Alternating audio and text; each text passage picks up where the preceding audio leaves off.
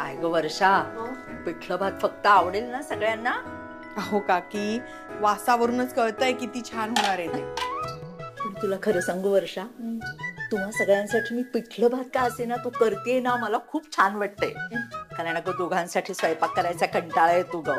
हो ना, मला पण कंटाळा येतो दोघांसाठी स्वयंपाक काय करायचा. खरं तर काय आहे ना, आपण सगळेजण एकाच सोसायटीत राहतो. आपण असं करायला पाहिजे, दुपारचं जेवण एकाकडे आणि रात्रीचं जेवण एकाकडे. हो, मला पण आवडलं असतं. खरं तर काकी आपण किती वर्षापासून एकत्र राहतो एका सोसायटीत, पण कधी केलंच नाही असं. आमच्या आई साहेबांचं पटलं पाहिजे ना सगळ्यांशी. मला आनंदीची काळजी वाटते ग वर्षा. आमची रमाना खंबीर होती, तिथल्या तिथे उत्तर देऊन मोकळी व्हायची. म्हणजे आमच्यापर्यंत ती कधी यायचीच नाही. आम्हाला काळजीच नव्हती ग की तिला सासू त्रास देईल म्हणून. पण आनंदीचं तसं नाहीये ना. ती सगळ्यांचं बोलणं मनाला लावून घेते आणि सासूला खुश करण्यासाठी स्वतःला मात्र त्रास करून घेते. आणि माझी आई त्याचाच फायदा घेते. आई खरं तर खूपदा चुकीची वागते आणि तिची चूक जेव्हा दादाला कळून येते ना, तेव्हा हे जे काय घडतंय ना, हे असं घडतं. आणि दादा एकदा चिडला की त्याच्यासमोर कुणाचं काही चालतच नाही. पण काकी, आमच्या घरातल्या वादामुळे उगाच तुम्हाला त्रास होतोय. अगं असं नको बोलूस ग. आपण काही वेगळे आहोत का सगळे? पण आनंदी आमची मुलगी आहे ग. सुलक्षणा त्यांचा तिला जर त्रास होतोय तर तिला आम्ही घरी आणणारच ना. हो, पण आनंदी आणि दादा दोघंही राहत आहेत ना आता तुमच्याकडे. असू दे ग, घर आहे एवढं मोठं. ते दोघं झोपतील बेडरूम मध्ये, आम्ही राहू हॉलमध्ये. होईल सगळं ऍडजस्ट. आणि सुलक्षणा त्यांचा राग शांत झाला की मग बोलू त्यांच्याशी. खरं सांगू का काकी, मला ना खूप वाईट वाटतंय. खरं तर ती माझी आई आहे, मी तिच्या बाजूनी असणं गरजेचं आहे. पण तिने इतकी मोठी चूक केली आहे ना की मी काहीच नाही करू शकत. पण वाईट ह्याचं वाटतंय ना की ती आता एकटी पडली. वर्षा, तू जाऊन बोलतेस का त्यांच्याशी? अगं त्या खरंच एकट्या पडल्या. नाही काकी, आता जर मी तिच्याशी बोलायला गेले, तिला जाऊन भेटले, तर तिला असं वाटेल की आपल्या बाजूने कोणतरी उभं आहे, आपण बरोबर आहोत असं वाटेल तिला. तिची चूक तिला कळणारच नाही. काकी, तिला तिच्या चुकीची जाणीव व्हायलाच हवी.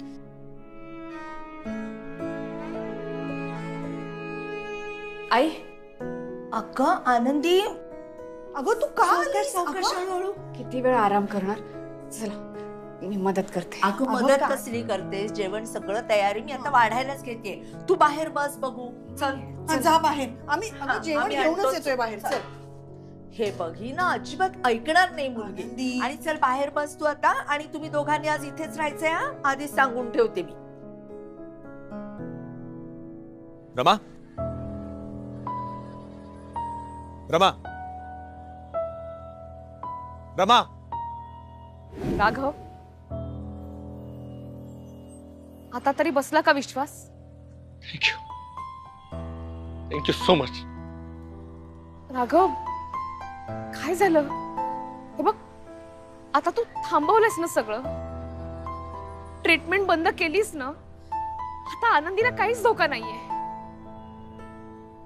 सगळं थांबवलं असलं ना तरी सगळं माझ्या मागे घडत होतं आणि मला माहित सुद्धा नव्हतं. ह्याचं मला सर्वात जास्त वाईट वाटतंय. आनंदीला सुद्धा मला सांगावंसं वाटलं नाही. अरे नाही उमगलं तिला. आई सांगत गेल्या तसं ती वागत गेली.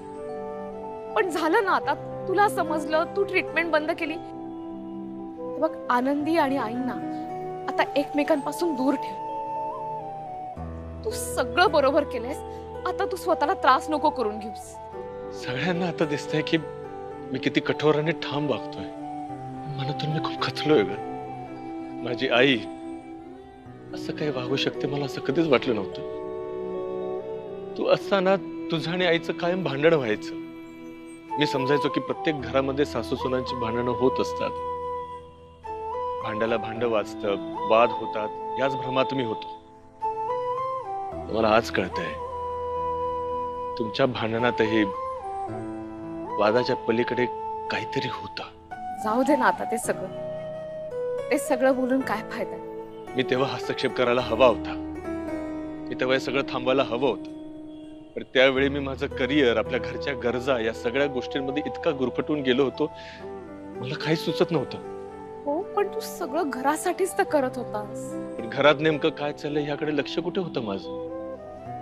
मी लक्ष देऊ शकलो असतो, मी तुला वेळ देऊ शकलो असतो, मी आईला आवर घालू शकलो असतो. खरंच जर का मी हे करू शकलो असतो ना, तर रमा आज तू आमच्या सोबत असतेस. जाऊ दे, आता कशाला सगळं उकरून काढतोस? जे घडून गेलंय ते बदलणं शक्य आहे का आपल्याला? तू माझे डोळे उघडलेस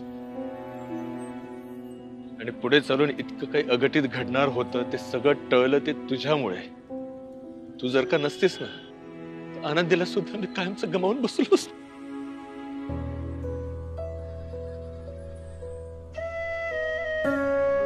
राघव, मला कळते रे तुझी अवस्था. तुला सावरावंसं वाटतंय, खांद्यावर डोकं ठेवून रड असं म्हणावंसं वाटतंय. नंतर तुझे डोळे पुसावे, तुला आधार वाटेल अशी मिठी मारावीशी वाटते. पण ते शक्य नाहीये राघव. सावर रे स्वतःला.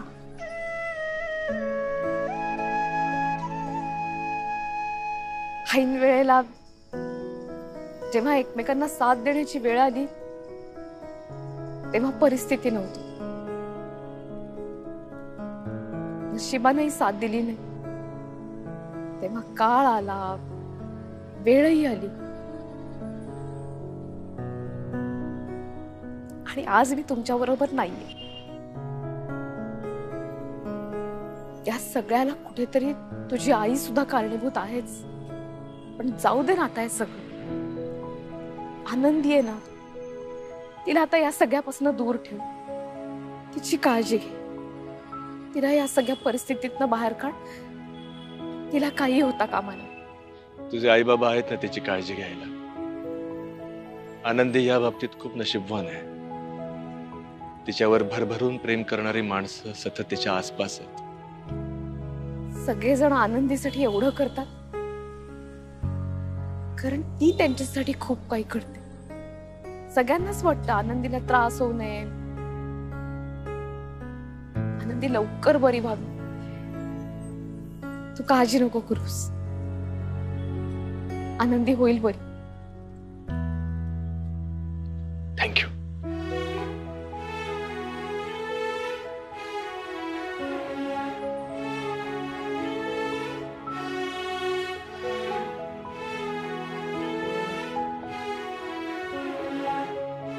राघव, वाढू थोडं पेटलं? नाही नाही पुरे. अरे काय पुरे पुरे, तू काही घेतच नाहीयेस. जेवतोय. काय झालं राघव, कसला विचार करतोय? नाही, काही विचार नाही करत आहे मी. अरे जास्त विचार करू नकोस. हे बघ, डोक्याला ताण असेल ना तर पोट भरलेलं असावं. हं? जेव, पोट भर जेव. मालती, वाढ त्याला, वाढ. अहो, जेवण करा पटापट. आपण आपल्या घरी जाऊयात. आई वाट बघत असते. अगं, आनंदी, आताच आपलं बोलणं झालंय. आपण काही दिवस इथे राहणार आहोत. बरोबर आहे तुमचं. काय झालं? आईंसारखंच वागतात तुम्ही पण. म्हणजे? आईंनाही माझं काही ऐकून घ्यायचं नव्हतं. तुम्हालाही माझं काही ऐकून घ्यायचं नाही. हे बघ आनंदी, आईच्या वागण्यामुळे तुला त्रास होत होता. मी तुला त्रास देतोय का? त्रास देण्याचा प्रश्न नाहीये. तुम्ही ना आता तुमचा निर्णय लादताय माझ्यावर. आनंदी, निर्णय घेताना तू स्वतःच्या तब्येतीचा विचार करतेस?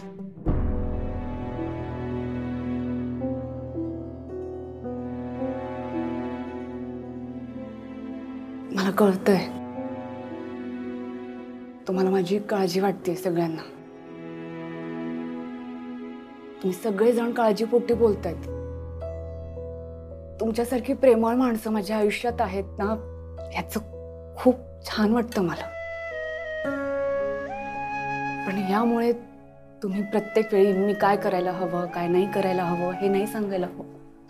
मी लहान नाही राहिली आता. माझं काही म्हणणं आहे, माझी काही तत्व आहेत. मला माझ्या पद्धतीने वागवू द्या. हे बघा, बरोबर सांगताय तुम्ही. मी माझ्या तब्येतीची हेळसांड केली. मागचा पुढचा विचार न करता मी ती ट्रीटमेंट करायला निघाले होते. पण आई सांगत होत्या म्हणून नाही. माझी इच्छा आहे, मला आई व्हायचंय, मला मूल हवंय, म्हणून मी हे सगळं करते आणि मी बाळासाठी वाटेल ते प्रयत्न करायला तयार आहे. आईंना कशाला दोष देताय तुम्ही? हे बघा, मला कोणालाच दुखवायचं नाहीये, तुम्हालाही नाही आणि आईंनाही नाही. मी तुम्हाला सगळं सांगणार होते. आजच ठरवलं होतं मी की ट्रीटमेंटला जाण्याआधी सगळं तुम्हाला सांगेन म्हणून, पण त्याआधीच तुम्हाला बाहेरून कळलं. देवीच्या व्रताचंही सांगणार होते. तुम्हाला न सांगता मला काहीही करायचं नाहीये. व्यवस्थित देवीचं दर्शन घेतलं आणि माझा तोल गेला. परत येताना मी पडले. ह्यात आईंची चूक आहे का? त्यांचा हेतू चांगलाच आहे. मला मूल हवंय म्हणून हे सगळं करतेय. आज माझ्या आयुष्यात जे काही चाललंय त्याला मी कारणीभूत आहे. मी वेडेपणा करते, माझी चूक आहे. कारण आई होण्याची इच्छा तीव्र आहे माझी, म्हणून करते हे सगळं. हो, जाऊयात ना आपण आपल्या घरी. तसं 4 दिवस बदल हवाय म्हणून आपण इथे आलो असतो तर गोष्ट वेगळी आहे. आईशी भांडून इथे येणं, इथे राहणं मला बरं नाही वाटत आहे. हे पण माझ्या आईबाबांचंच घर आहे, पण ते आपलं घर आहे. आई वाट बघत असतील आपली. मी गेले होते ना एकदा सोडून तुम्हाला सगळ्यांना. माझ्या चिंगीला सोडून गेले होते, आईंना सोडून, तुम्हाला सगळ्यांना सोडून गेले होते. खूप त्रास झाला मला त्या गोष्टीचा. नव्हते राहू शकत मी तुमच्या सगळ्यांशिवाय. एकट्या राहण्यामुळे कसं होतं ना हे अनुभवलंय मी. मला नाही वाटत की आईने हे अनुभवायला हवं. जाऊयात ना आपण आपल्या घरी. जेवून घ्या तुम्ही पटापट. जेवून घ्या. घरी जाऊयात आपण. आपलं आई वाट बघत असते.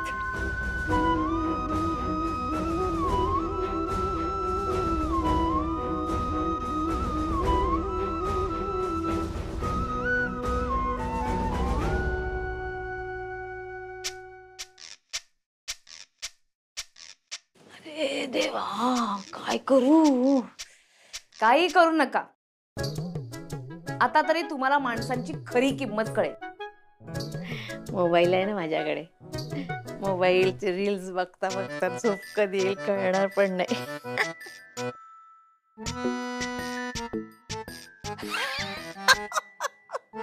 काय बाई आहे? माणसांची जरा सुद्धा किंमत नाही. हा मोबाईलच गायब केला पाहिजे.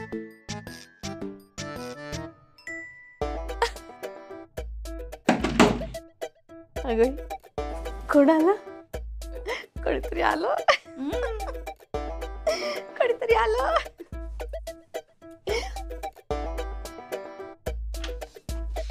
कोण आहे?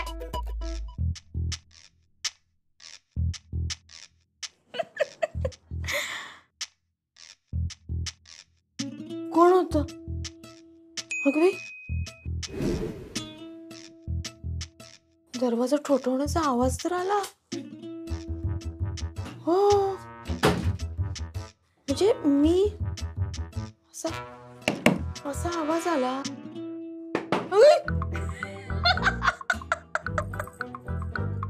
कोण?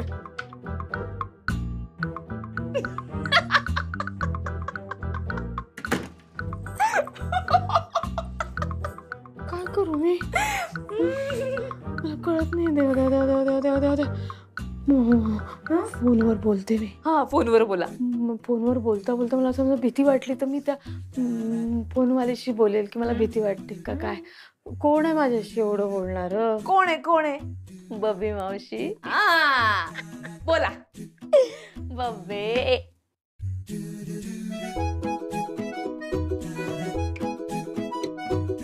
इथेच ठेवलेला. इथेच ठेवलेला.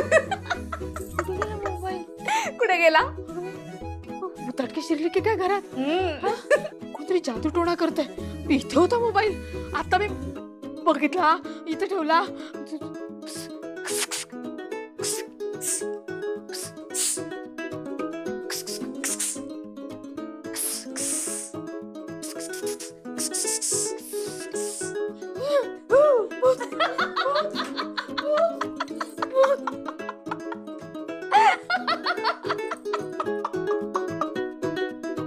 देवा वाचव रे बाबा, देवा वाचव. आई फोन इथं इथं कसा फोन? फोन आतमध्ये होता, इथं कसा आला?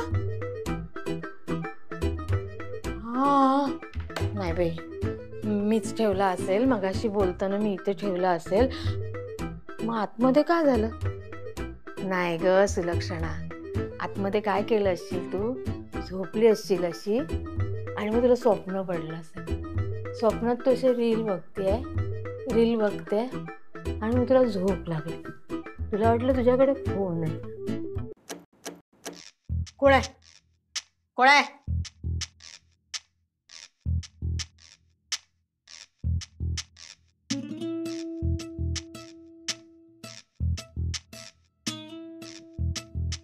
चोर आहे का भूत आहे?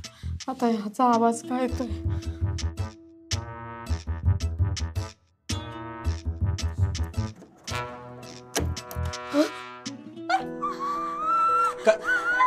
आई काय काय लागलं का काही? काय नाही. इथे कशाला उभ्या आहेत मग? माझं काय, मी कुठे उभी राहीन? एकटा जीव सदाशिव अशी अवस्था आहे माझी. मी कुठे उभी राहीन? तुला काय करायचंय? हा तुझा नवरा मोठा पिझ्झा घेऊन आला, तुझ्यासाठी जेवणाची व्यवस्था केली आहे म्हणे. जेव. आता आम्ही इथे राहत नाही, आता आम्ही पाटकरांकडे राहतो. तिकडे आम्ही झोपायला जातो. ए राघवा, एकटेपणाला मी घाबरणारी नाही. उभं आयुष्य एकटीने काढलेलं आहे. आता तुझा बाप गेला होता सोडून मला, तुम्हाला एकटीने सांभाळलं. मला एकटेपणाचं कौतुक काय सांगतोस? मी नाही घाबरत.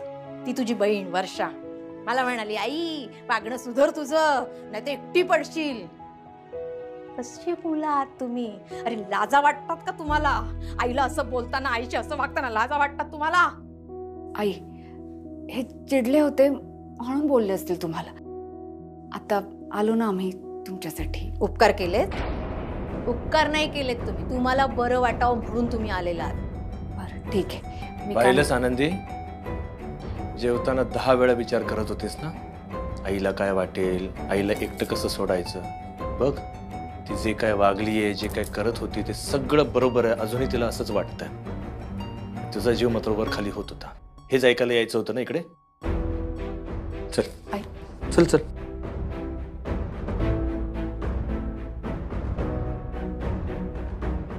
हा जा जा जा, काही फरक नाही पडत मला. पाडा आईला एकटं पाडा.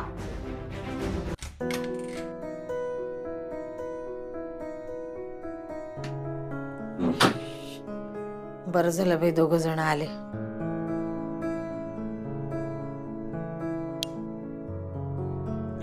आता शांत झोप लागेल मला.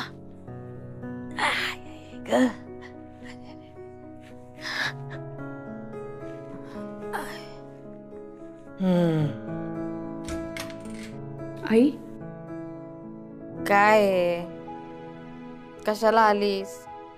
जा बाई जा. नवरा ओरडायचा नाही तर तुझ्या अंगावर.